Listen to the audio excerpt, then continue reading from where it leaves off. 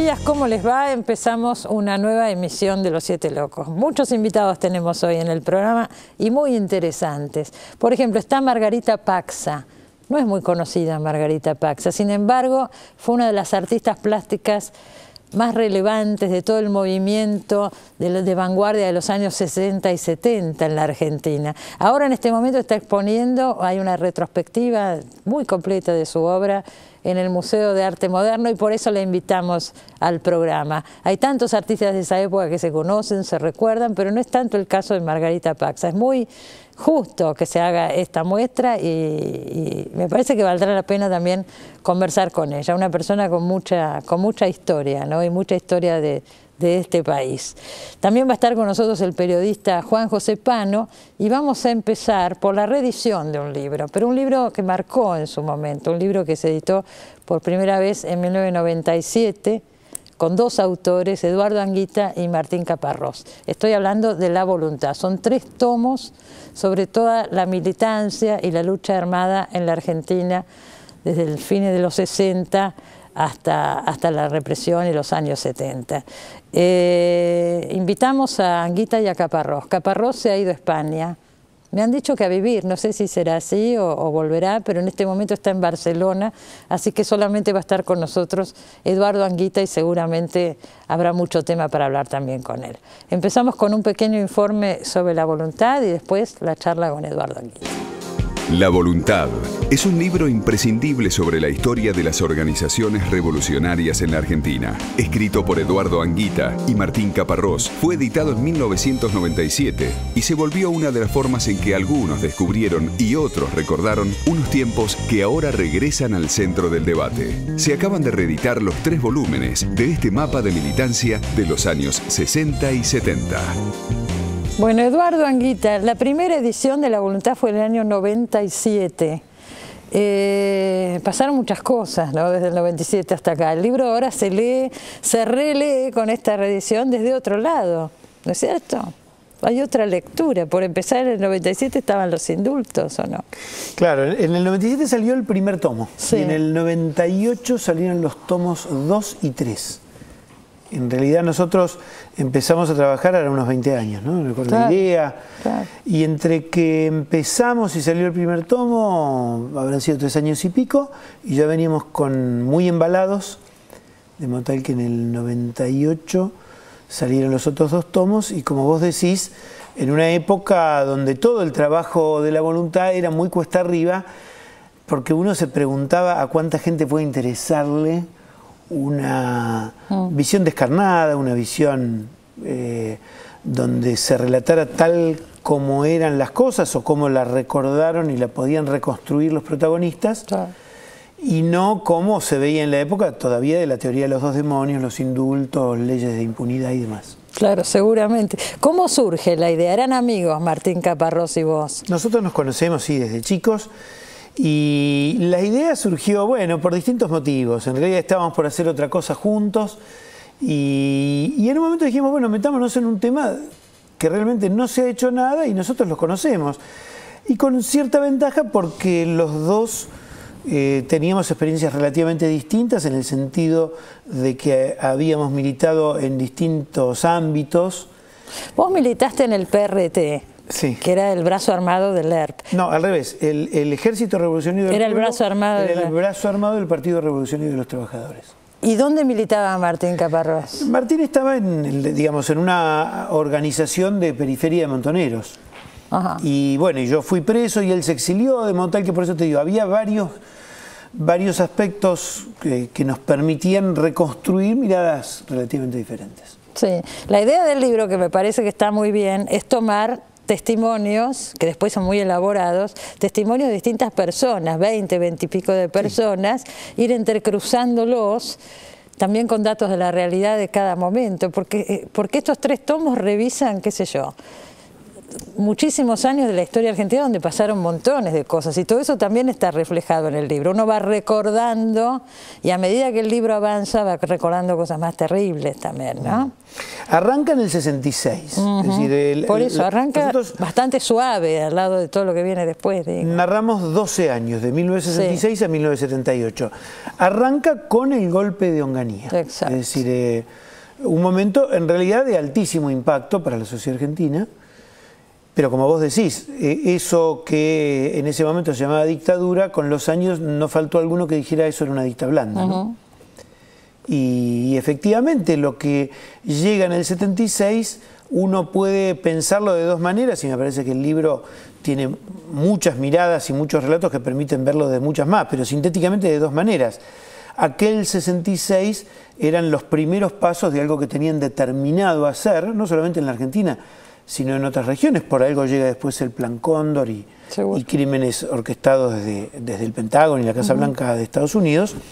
O uno puede verlo también como aquello en realidad era una cosa muchísimo más tenue y después se formaron gente muchísimo más criminal. Y esa gente muchísimo más criminal tuvo consenso o apoyo de sectores eclesiásticos, sectores empresariales, que hicieron de esa dictadura del 76 algo, un aparato mucho más complejo de lo que era la dictadura de Onganía. Ahora, el libro está contado desde los militantes, está contado desde el otro lado, digamos. Entonces también está todo el desarrollo, el inicio de los grupos armados. También hay militantes que no entran en la lucha armada. Acá se cuenta la historia de militantes de la Unión Cívica Radical, del Partido Comunista. Así es. Y cuando están por llegar, cuando llegamos a la vuelta de Perón y los 70, cómo se entrecruza todo eso. Para cualquiera de nuestra generación mueve historias que hemos vivido y la verdad que es muy... revive uno muchas cosas leyéndolo, ¿no?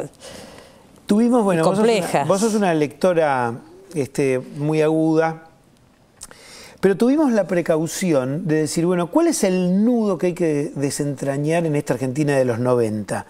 Bueno, que cada uno de los protagonistas que haya participado de lo que se llamaba violencia política, lo cuente a través de hechos, de cuál fue la primera vez que fue a participar de un hecho armado o de poner una bomba o de desarmar un policía o de lo que fuere. Aclaro que yo mismo participé. Ahora vamos a hablar un poco. Es una cosa que me gustó del libro, es que no tiene ningún juicio de valor, describe hechos. No hay opiniones, las opiniones están porque están, la manera de trabajar el material siempre es la edición es una opinión, ¿no es cierto? Pero digo, no hay opiniones directas, hay testimonios de hechos. Y de personas, uno ve la relativa intimidad de las personas, las contradicciones internas, las dudas, y creo que eso está muy bien.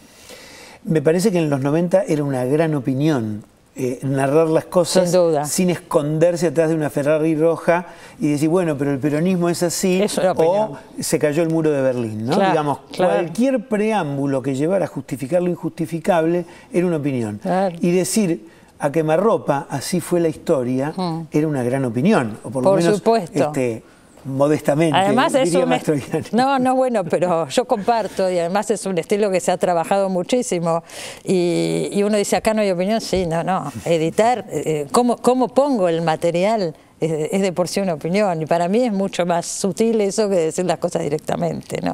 Pero el libro, digamos, no baja ninguna línea, no opina, muestra hechos. No baja línea. Yo te digo, me he encontrado con lectores que me han dicho, por ejemplo, me interesó mucho cómo desprotegían ustedes a sus propios hijos, ¿no? Y digamos, es un tema que se ha está contado mucho. Ahí, está contado, infancia clandestina de algún modo. Trata ese tema, claro. Toca un tema que nosotros no le esquivamos, y no lo esquivamos en un momento donde había indultos, entonces alguien podría decir, pero le estás dando pasto a la fiera. No, de ningún modo. Porque en definitiva, ¿cuál es la gran opinión? ¿Confías en la historia? ¿Confías en el protagonismo de quienes realmente quisieron e hicieron todo lo posible por cambiar una sociedad para volverla igualitaria? ¿Confías en eso o no confías? Bueno, yo confiaba. Por eso me pasé 4 años metido escribiendo y Martín en su casa escribiendo y después nos juntábamos para editar. De todas maneras yo vi que vos tenés una mirada crítica, por lo pronto desde tu propia actuación a los 17 años, en la lucha armada ya estaba Cámpora, ¿no es cierto? No, yo a los 17 años empecé a militar en la época de Levingston. No, bueno, no, pero digo, sí, en el hecho donde te llevan preso, fue después de Cámpora, ya estaba Perón. En realidad no estaba ni uno ni otro, estaba Lastiri, que era el cuñado de López Rega. Sí, recuerdo bien. Sí. Algunos lo recuerdan por las corbatas, pero sí, no eran las corbatas. No era solamente las corbatas. No era el cuñado de López Rega. Sí. Ese señor quedó de presidente de la Nación. Sí, quedó de presidente de la Nación y no le correspondía por la ley. Por línea de sucesión hubo una serie de renuncias que hicieron que permitieron que fuera el cuñado de López Rega. Exactamente. Sí. Así fue. Con esto no quiero atemperar que yo participé de un hecho armado en un momento en el cual había una elección de la que Perón salió ganador de manera abrumadora, y yo participé de un hecho armado que indudablemente, aunque no estaba destinado a golpear a Perón, la interpretación política era: Perón, acá estamos los guerrilleros del ERP. Sí, bueno, también está muy contado en el libro, después de la vuelta de Perón, cómo Perón se inclina más, digamos, hacia la derecha del movimiento peronista, y todos los sectores de izquierda, montoneros, etcétera, se sienten relegados. De hecho, los echa de la plaza el 1 de mayo. Y cómo está bien contado, porque acá se cuenta cómo lo vivieron algunas personas, y las dudas y los conflictos y las discusiones que había en ese momento. Así que era en ese contexto. Recién mencionábamos, antes de empezar esto, a algunas personas que además después mostraron toda la envergadura intelectual que tenían, como Horacio González, que es uno de los que está contada su vida. Es uno de los protagonistas, Nicolás Casullo. Nicolás Casullo, un tipo extraordinario. Cuando te llegue el tercer tomo y leas... Debo decir que leí solamente 2, por el tercero no lo recibí, pero bueno, esta semana lo voy a leer. No lo recibiste porque la imprenta todavía no lo había terminado. Pero yo te digo que me da para hacer varios programas con los 2 tomos que leí, podríamos hablar horas de todas maneras. Pero un comentario sobre el tercer tomo. Nosotros al final le pedimos a las 20 y pico de personas que entrevistamos que ahí sí opinaran, dieran su interpretación, dijeran algo, lo que quisieran sobre los años que vivieron o sobre los años que estábamos viviendo en esos 90. El texto de Nicolás Casullo, yo no sé después por qué no fue retomado, por qué no fue leído en cursos de ciencia política. Es una cosa extraordinaria porque es desgarrador y al mismo tiempo a mí me impulsa a sentir que vos no podés tener una visión crítica. Yo prefiero usar la palabra crítica que autocrítica. Autocrítica a veces es vista como una cosa religiosa, de pecado. La visión crítica es ver un hecho, revisarlo, revisitarlo, oxigenarlo, y hay que hacerlo.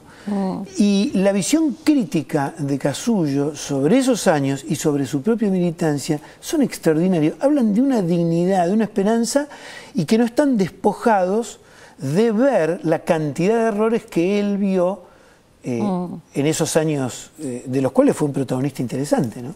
Lo que pasa es que durante mucho tiempo, a ver si estás de acuerdo, pero hablar de los errores era también, se podía interpretar, como mucha gente lo justificó, a ver, esto, la represión fue por esto, ¿me entendés? Yo lo escuché mucho y vos lo has escuchado también. Sí. Entonces, por ahí eso hacía que no se hablara demasiado de los errores. Acá están contados y me parece un mérito. Que hay algo que yo, por supuesto no es concluyente lo que te voy a decir, yo creo que hay una cantidad de gente que pueden pasar los años y va a seguir pensando que cualquier persona que no tenga un doble apellido y no viva en San Isidro o algo por el estilo es un indeseable. Yo creo que en la Argentina hay mucha gente así. Son sectores minoritarios de todas maneras. Sí, pero que forman opinión de una manera importante. Yo creo que hacían falta esas voces en los 90 para que muchos que habían vivido experiencias similares reconocieran su propia voz. Te digo esto porque cuando presentamos las primeras veces, los primeros tomos de La Voluntad, se acercaba mucha gente, se me sigue acercando gente a decir, me sirvió para ser de psicoanalista o al revés, me llevó al psicoanalista, pero para tratar cosas que habían quedado guardadas en el inconsciente. Hacía falta una voz amiga, una voz que te hablara desde el mismo lugar. Y yo creo que en estos años también tenemos que aprender que no hay que debatir siempre con las voces del poder. A veces hay que debatir con las voces de los iguales, me refiero a los del pueblo, ¿no? Claro, seguro, seguro. Vos que apareces en un momento como personaje en el libro. Muy brevemente quise aparecer precisamente solamente en el hecho en el cual caí preso. Para que quedara claro que yo me hago cargo de la historia de haber sido militante, combatiente, de haber caído en una acción armada, no por querer ventilarlo, sino porque si estamos contando historias de otros que pueden, a ojos de muchos, parecer demasiado gruesas, sí. Bueno, contar que yo también fui parte de esa gordura. Estuviste 11 años, saliste en el 84. Salí en el 84, julio del 84. Sí, yo no sé si querés hablar de esto, pero a mí me impresionó mucho cuando me entero de la historia que se llevan después a tu mujer y a tu madre. Sí. Sobre todo tu madre, que es desaparecida. Sí. Ahora, ¿no tenía militancia tu mamá? ¿O sí? No, no tenía militancia en términos de lo que se concibe en términos así muy elitistas de militancia, pero mi madre, mientras yo estuve preso, hizo cosas que estaban muy en contra de lo que permitían Saint Jane, Camps y demás cuando yo estaba estábamos un grupo de presos en unos lugares que Vos siempre estuviste legalizado, porque te llevaron antes del 76. Pero lo que pasa es que cuando la secuestran a mi mamá, éramos presos legales, pero éramos rehenes, un grupo, unos 40, 50 presos. Entonces mataron a muchos y nos hicieron pelota a las familias. Entonces... Pero ¿cuál era el sentido? ¿Por qué uno dice, ¿hasta dónde se puede llegar? ¿Por qué a tu madre, me entendés? ¿Era contra ella o contra vos? Esa es la pregunta. Y la Perdóname, pero es importante, porque digo, es incomprensible. En realidad uno no puede escapar del sentimiento de culpa, pero tenés que tratarlo, tenés que analizarlo. Y el sentimiento de culpa te lleva a decir, bueno, lo que yo sentí en ese momento, lo secuestran a mi mamá, mátenme a mi hijo de puta, eso es lo que sentís, claro. Y lo sentí durante años. Claro. Pero también decís, ¿por qué estos cobardes nunca dieron cuenta de haberle cambiado la identidad a un chico y tener secuestrados a los chicos? Se mueren las abuelas de Plaza de Mayo sin conocer a los nietos. Entonces, digo, la maldad de esta gente es muy grande. De modo tal que yo no podría decirte exactamente si en la cabeza de ellos la enemiga era mamá o decían, bueno, con esto lo jodemos más a este hijo de puta. Yo no lo sé. No lo sé porque nunca pude penetrar en la lógica de estos tipos. No sabés, pues no lo cuentan tampoco los curas que los confesaron. Sería extraordinario que un día alguno de estos curas que los confesaban dijeran, che, mirá, vos, no sé, en vez de rezar 10 Padre Nuestro, hace algo. Mirá, von Bernich recibió a 3 hijas, a 3 chicas en un colegio en la provincia de Buenos Aires, de un matrimonio que fue secuestrado, las chicas Carri. Roberto Carri fue un sociólogo de la época de Horacio González. Los cineastas. No, Roberto Carri no. No, digo, no, una la de las hija, chicas. exactamente. Sí, claro. Albertina, la menor, hizo la película Los Rubios, que es la historia Exacto, de los padres. Los Rubios. Von Bernich las recibió a estas chicas, siendo él un cura de colegio, un cura de parroquia de pueblo. Con los padres secuestrados, estas chicas las inducía al maltrato, a la perversión, digamos, con esta idea del demonio y del infierno, ¿no? Entonces, por eso te digo, yo creo que no hay que engancharse con eso, Cristina. Yo creo que uno tiene que saber que, en mi caso, si fui militante, lo hice por una determinación que trascendía odios menores, que era haber conocido lo que conoció el Che en su viaje a Latinoamérica, nada más que yo lo conocí, como cada uno lo conoció en un lugar de trabajo, en un lugar de estudio, con el cura Mujica o con quien le tocara. Cuando vos tocaste eso y fuiste partícipe de un hecho colectivo, me parece que podés trascender lo individual y dejás de lado esos resentimientos, odios personales. Y yo te digo, de mi madre tengo la convicción, mi madre cuando iba a la cárcel y no querían que ella le depositara plata a otro preso que le habían secuestrado de la familia, que lo hacía, mi madre sabía que le iban a secuestrar. Porque además cuando la empezaron a amenazar, yo le dije, andate a Venezuela. Y me dijo, no, mientras Wanda y vos estén en la cárcel, yo no me voy. ¿Wanda era tu mujer? Sí. ¿A vos te enteraste estando preso, lo de tu mamá? Me enteré, vino mi padre unos días después y además me habían hecho una especie de allanamiento en la celda y me secuestraron las cartas de mi madre y eso, me secuestró un tipo que ahora está preso, el nazi Rebainera. Eso no se hacía. O sea, te podían matar pero no sacarte las cartas de la vida. Entonces cuando me sacaron eso dije acá, como unos días antes habíamos hablado y le estaban amenazando y yo le dije, andate a Venezuela y me dijo, no. Entonces cuando me secuestraron las cartas dije, acá hay algo. Amenazaban otras madres, secuestraron a muchas madres. Me encontré en la marcha del 24 con mi querido compañero Pepe Brontes, que ya le habían secuestrado a la madre. Yo trabajo con Alberto Elizalde, que ya le habían secuestrado a la madre. Estábamos en los pabellones 1 y 2 de La Plata, que estaba Camps, ¿no? Von Bernich era de ese grupo, por eso te lo menciono. En ese mismo campamento estaba Hernán Invernici, sí, que fue el medio el que les abrió la puerta, pero era un conscripto. Él era soldado. Su mamá Iba Giberti también lo visitaba en la cárcel. Sí, lo que pasa es que pasó por muchas humillaciones. A él lo habían llevado al penal militar de Magdalena, porque era soldado, entonces lo tenían en una prisión militar y a nosotros nos tenían en cárceles federales. Martín Caparrós, que se fue a España, me dijeron a mí que a vivir, no sé si se fue a vivir o se fue por un tiempo. Él trabaja también en España, sé que escribe en el diario El País, y etcétera. Por eso no está hoy acá. Ustedes hoy políticamente están en posturas muy distintas. Vos tenés un apoyo al gobierno, sé que es crítico, pero tenés un apoyo y Martín está muy en contra del gobierno. ¿Eso afectó en alguna manera? Hay un prólogo de cada uno en el libro. Digo, la relación entre ustedes y las ideas, porque este libro se ha hecho en comunión de dos personas. Hoy están en distintas posturas. Mira, yo me parece muy lógico que me lo digas, pero te quiero decir lo siguiente. Cuando uno ha compartido una historia trascendental donde hay tantos matices y puntos de vista distintos y hemos tenido la paciencia y si querés la habilidad de entrecruzar historias distintas y que queden como distintas, no me arrepiento para nada de sentir que uno puede ser distinto y sin embargo sentir que puede seguir cooperando, se puede seguir respetando, se puede seguir queriendo, ¿no? Y me parece que eso en una sociedad como la que vivimos hoy es más importante que a veces esa, no es tu caso por supuesto, pero ese deseo un poco morboso de mucha gente que a veces me dejaba mensajes en la radio, me llamaba para decir, che, ¿qué pensás del HDP de tu ex socio? ¿Viste? Y es muy doloroso de gente que prejuzga y no puede darle perspectiva. Esta historia que le hicimos juntos es una responsabilidad. Yo la siento así, no lo quiero comprometer a él, pero yo sé que él siente esa misma responsabilidad. Pero si no se hace un libro así, obviamente. Es una gran responsabilidad frente a los compañeros que contamos la historia, a sus hijos, a los que no la vivieron y hoy a los 18 o 20 años también quieren redescubrir una parte de la historia que les vedaron. Por supuesto. A mí me gusta oírte, me gusta lo que decís, porque hay muchas amistades que por razones políticas hoy se han cortado, conocemos un montón de casos y yo creo que uno puede discutir, puede disentir y el debate también es excelente y bueno y lo estamos necesitando mucho y aprendemos.